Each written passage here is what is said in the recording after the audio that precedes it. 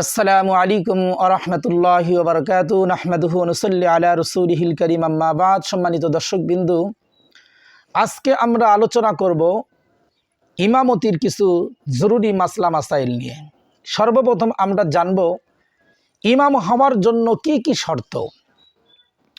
ইমামতির জন্য শর্ত হলো ইমাম মুসলমান হওয়া, বালেগ হওয়া, পুরুষ হওয়া, জ্ঞানী হওয়া, মুত্তাকি হওয়া, অর্থাৎ সকল প্রকার হারাম ও মাকরু তাহরিমি ও বিদাতি কাজ থেকে বেঁচে থাকা, শরঈ ওজর থেকে মুক্ত হওয়া, যেমন বোবা, তোতলামি ইত্যাদি না থাকা, নামাজের মাসাইল সম্বন্ধে অবগত হওয়া, অর্থাৎ নামাজের ফরজ ওয়াজিব জানা, কি কি কারণে নামাজ নষ্ট হয়ে যায় তা জানা, কি কি কারণে সাহু সেজদা ওয়াজিব হয় এগুলো জানা, সহি শুদ্ধভাবে এতটুকু কোরআন মুখস্থ থাকা যার দ্বারা নামাজের সুন্নাত তরিকায় কেরাত পড়া যায়।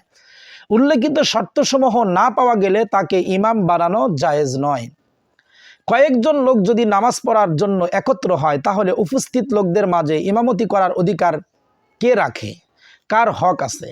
উপস্থিত লোকদের মাঝে ইমামতির হকদার ও অধিক যোগ্য ব্যক্তি নির্ণয়ের জন্য কয়েকটি বিষয়ের প্রতি লক্ষ্য রাখতে হবে। যেমন 1 নম্বর, উপস্থিত লোকদের মাঝে দ্বীন সম্পর্কে যিনি বেশি ইলম ও জ্ঞান রাখেন, বিশেষ করে নামাজের মাসাইল সম্পর্কে যিনি বেশি জানেন, সে হলো উপযুক্ত। এরপরে উপস্থিত লোকদের মাঝে যার কোরআন তেলাওয়াত বেশি সহি শুদ্ধ ও ভালো। 3 নম্বর, উপস্থিত লোকদের মাঝে যিনি বেশি মুত্তাকি পরহেজগার। 4 নম্বর, উপস্থিত লোকদের মাঝে যার চরিত্র তুলনামূলকভাবে বেশি ভালো। 5 নম্বর, উপস্থিত লোকদের মাঝে যার বংশ উত্তম এবং কণ্ঠস্বর ভালো। 6 নম্বর, উপস্থিত লোকদের মাঝে যিনি বেশি পরিষ্কার পরিচ্ছন্ন অবস্থায় থাকেন। 7 নম্বর, উপস্থিত লোকদের মাঝে যার বয়স বেশি। এগুলো হলো ইমামতি করার সবচাইতে বেশি হকদার এবং এই সমস্ত যোগ্যতা যাদের ভিতরে আছে তারাই ইমাম হওয়ার জন্য বেশি যোগ্যতা রাখে। যদি কোনো ব্যক্তি ঘরে নামাজে জামাত করা হয় তাহলে ওই নামাজের ইমামতি বেশি হকদারকে। যদি কোনো ব্যক্তির ঘরে নামাজের জামাত করা হয়, ব্যবস্থা করা হয়, ওই নামাজের ইমামতির বেশি হকদারকে। যদি কারো ঘরে নামাজ আদায় করা হয় তাহলে ঘরের মালিকই ইমামতির সর্বাধিক হকদার। এরপরে ঘরের মালিক যাকে নির্বাচন করবে সে ইমামতির হকদার রাখে। তবে ঘরের মালিক যদি মূর্খ থাকে তাহলে উপস্থিত মুসল্লিদের মাঝে যিনি নামাজের মাসআলা বেশি জানেন তিনি ইমামতির উপযুক্ত বলে বিবেচিত হবে। মসজিদের ইমাম নির্ধারিত আছে, তিনি উপস্থিত থাকা অবস্থায় অন্য কেউ নামাজের ইমামতি করতে পারবে কি না। মসজিদের নির্ধারিত ইমাম উপস্থিত থাকা অবস্থায় অন্য কেউ নামাজের ইমামতি করতে পারবে না। নির্ধারিত ইমাম উপস্থিত থাকা অবস্থায় অন্য কেউ তার অনুমতি ছাড়া ইমামতি করা মাকরু, যদিও মসজিদের নির্ধারিত ইমামের যোগ্যতা কম থাকে। তবে নির্ধারিত ইমাম নিজেই যদি কাউকে ইমাম বানায় তাহলে কোনো অসুবিধা নেই। তবে ওই ব্যক্তি নামাজের ইমামতি করতে পারবেন যাকে ইমাম অনুমতি দিয়েছেন। যদি কোনো ইমাম মুসল্লিদের অসন্তুষ্টি সত্ত্বেও ইমামতি করে তাহলে তার ইমামতির হুকুম কি? মুসল্লিদের অসন্তুষ্টি সত্ত্বেও ইমামতি করা মাকরুহে তাহরিমি। তবে তার মাঝে ইমামতির গুণাবলী বিদ্যমান থাকা সত্ত্বেও মুসল্লিরা যদি দুনিয়াবি কোনো কারণে খামাখা অসন্তুষ্ট থাকে অথবা ব্যক্তিগত কারণে অসন্তুষ্ট হয় তাহলে তার ইমামতি জায়েজ। এক্ষেত্রে অহেতুক ইমামের প্রতি নারাজ থাকার কারণে মুসল্লিরাই নিজেরা গুনাহগার হবেন। কোনো ফাসিক বা বিদাতিকে ইমাম নিযুক্ত করা এবং তার পিছনে পরহেজগার লোকদের ইক্তেদা করার হুকুম কি? কোনো ফাসিক বা বিদাতিকে ইমাম নিযুক্ত করা মাকরুহে তাহরিমি, এদের পিছনে ইক্তেদা করাও মাকরুহে তাহরিমি। অন্যত্র গিয়ে যদি সুন্নাতের অনুসারী যোগ্য ইমামের পিছনে নামাজ পড়া সম্ভব না হয় তাহলে এই ইমামের পিছনেই নামাজ আদায় করবে, এতে জামাতের সওয়াব পাওয়া যাবে। কিন্তু ইমাম বিদাতি বা ফাসিক হওয়ার কারণে জামাত তরক করে একা একা নামাজ পড়া যাবে না।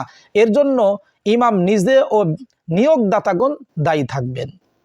অন্ধ ব্যক্তিকে ইমাম বানানোর হুকুম কি? অন্ধ লোককে ইমাম বানানো মাকরুহে তানজিহি। তবে যদি অন্ধ লোকটি জ্ঞান মর্যাদায় প্রতিষ্ঠিত হয়, সকলের চেয়ে উত্তম হয় এবং পবিত্রতা অর্জন করতে সক্ষম হয়, আর মানুষ তাকে ইমাম বানাতে কোনো আপত্তি না করে তাহলে মাকরু হবে না, বরং তাকে ইমাম বানানোই উত্তম। দাড়িবিহীন সুশ্রী ছেলেকে ইমাম বানানোর হুকুম কি? দাড়িবিহীন সুশ্রী ছেলেকে ইমাম বানানো মাকরুহে তানজিহি। যদি ইমামতির যোগ্য কোনো বয়স্ক লোক উপস্থিত থাকে তাহলে দাড়িবিহীন সুশ্রী ছেলেকে ইমাম না বানানোই উচিত। ইমামের জন্য রুকু সেজদা ও কিরাত দীর্ঘ করার হুকুম কি?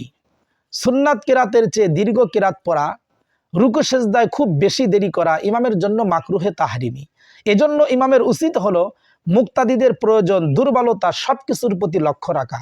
তাদের মধ্যে যে সবচেয়ে দুর্বল অথবা যার প্রয়োজন সবচেয়ে জটিল তার প্রতি লক্ষ্য রেখে নামাজ পড়ানো উচিত। মুসল্লিদের প্রয়োজনের প্রেক্ষিতে মাসনুন কেরাতের চেয়েও ছোট কেরাত পড়া ভালো, যাতে মুসল্লিদের সমস্যা না হয়, কারণ এতে করে ধীরে ধীরে জামাত ছোট হয়ে যাবে, মুসল্লি কমে যাবে। আর রুকু সেজদায় তাসবিহ ইমাম সাহেবের জন্য ধীরস্থিরভাবে 5 বার পড়া মুস্তাহাব, যাতে করে মুক্তাদিগণ কমপক্ষে 3 বার পড়তে পারেন। 5 বারের বেশি পড়া মাকরু, কিন্তু যদি মুক্তাদিগণ 3 বারের বেশি পড়েন এতে নামাজের কোনো ক্ষতি হবে না, বরং পড়তে পারলে ভালো। মুক্তাদিগণ যদি পাগড়ি বাঁধা থাকে তাহলে ইমাম সাহেব পাগড়ি ছাড়া ইমামতি করতে পারবেন কিনা? হ্যাঁ, মুক্তাদিগণ যদি পাগড়ি বাঁধা থাকে তাহলেও ইমাম সাহেব পাগড়ি ছাড়া ইমামতি করতে পারবেন, এটা দোষণীয় নয়। কিন্তু যে এলাকায় পাগড়ি বেঁধে নামাজ পড়ানোর প্রচলন আছে সেখানে পাগড়ি বাঁধা ব্যতীত নামাজ পড়ানো মাকরুহে তানজিহি। অতএব এসব এলাকার ইমামগণ পাগড়ি বেঁধেই ইমামতি করবেন। নেংরা ব্যক্তির ইমামতি করতে পারবে কিনা? যে ব্যক্তি পা সোজা করে দাঁড়াতে পারে না তার ইমামতি মাকরুহে তানজিহি, কিন্তু লোকেরা যদি তার এলেম ও তাকওয়ার কারণে আপত্তি না করে তাহলে মাকরু হবে না, ইমাম বানানো যাবে। বসে ইমামতি করা যাবে কিনা? বসে ইমামতি করা জায়েজ আছে, তবে না করা উত্তম। হ্যাঁ, তার চেয়ে যোগ্য লোক যদি না থাকে তাহলে সে ব্যক্তি বসে ইমামতি করবে আর মুক্তাদিরা দাঁড়িয়ে ইক্তেদা করবে। ইমাম রুকু সেজদা এত দীর্ঘ করে যে মুক্তাদিরা তাসবিহ 10 থেকে 12 বার পড়তে পারে। ইমাম বৈঠকে এত দীর্ঘ করে যে মুক্তাদিরা প্রথম বৈঠকে তাশাহুদ পড়ে দরুদ শরীফ দোয়া মাসুরা পড়ে ফেলে। এভাবে ইমামের জন্য রুকু সেজদা ও বৈঠক দীর্ঘ করার হুকুম কি? ইমামের জন্য রুকু সেজদা ও বৈঠক এত দীর্ঘ করা মাকরুহে তাহরিমি, কেননা এর কারণে মুক্তাদিরের খুশু নষ্ট হয়ে যায়। কোনো ইমাম যদি ফজর ও জহরের সুন্নাত না পড়ে থাকেন তাহলে তার জন্য উক্ত নামাজের ইমামতি করতে পারবে কিনা? ইমাম সাহেবের সুন্নাতে মুআক্কাদা না পড়ে ইমামতি করতে পারবেন, এতে নামাজের কোনো ক্ষতি হবে না। তবে ইমামের উচিত হলো সময়ের পাবন্দি করে ফরজের পূর্বের সুন্নাতগুলো মসজিদে গিয়ে পড়ে নেওয়া অথবা বাড়িতে পড়ে নিয়ে তারপরে ইমামতি করা। যে ব্যক্তির কোনোই পর্যন্ত হাত নেই অথবা কবজি পর্যন্ত কাটা, অথবা যার টাকনু পর্যন্ত পা নেই বা হাঁটু পর্যন্ত কাটা, তার ইমামতি জায়েজ হবে কিনা? যে ব্যক্তির কোনোই পর্যন্ত হাত নেই অথবা কবজি পর্যন্ত কাটা, অথবা যার টাকনু পর্যন্ত পা নেই অথবা হাঁটু পর্যন্ত কাটা, এমন ব্যক্তি যদি ঠিক মতো পবিত্রতা অর্জন করতে সক্ষম হয় এবং পবিত্রতার প্রতি সতর্ক দৃষ্টি রাখে তাহলে তার ইমামতি জায়েজ আছে। তবে যে ব্যক্তির হাত পা ভালো এবং ইমামতির যোগ্য তাকে ইমাম বানানোই উত্তম। ইমামতি সহি হওয়ার জন্য ইমামতের নিয়ত করা জরুরি কিনা? মুক্তাদি যদি পুরুষ হয় ইমামতি সহি হওয়ার জন্য ইমামতের নিয়ত করা জরুরি নয়, তবে ইমামতির নিয়ত না করলে ইমামতির যে আলাদা সওয়াব রয়েছে তা হতে ইমাম সাহেব বঞ্চিত হবেন।